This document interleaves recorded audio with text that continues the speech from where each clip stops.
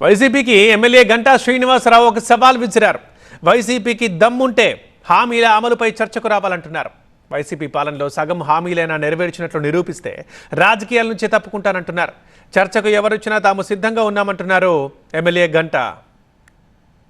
ఆ పార్టీ నాయకులు ఎవరైతే ఈ మధ్య కొంచెం ఎక్కువ మాట్లాడుతూ ఉన్నారు, వైఎస్ఆర్ పార్టీ ఏం చేసిందో గొప్పలు చెప్పుకుంటూ తెలుగుదేశం ప్రభుత్వం ఈ కూటమి ప్రభుత్వం ఏ విధంగా ఫెయిల్ అయిందో ఆ నాయకులు కూడా నేను బహిరంగంగా సవాల్ విసురుతా ఉన్నాం.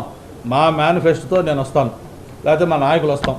మీ మేనిఫెస్టో ఏదైతే 2019 మేనిఫెస్టోలో మీరు చెప్పారో అందులో మీరు అమలు చేశారో మేము అమలు చేసాము. జర్నలిస్ట్ ఫోరం ద్వారా ఒక బహిరంగ చర్చకి మేము సిద్ధంగా ఉన్నాం.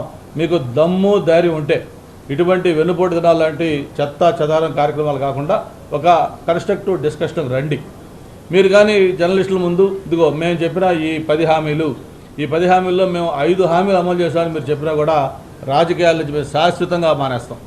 అదే మేము చెప్పిన హామీలు ఎన్ని అమలు చేస్తామో ఈ 1 ఇయర్లో మేము చెప్పడానికి మేము సిద్ధంగా ఉన్నాం.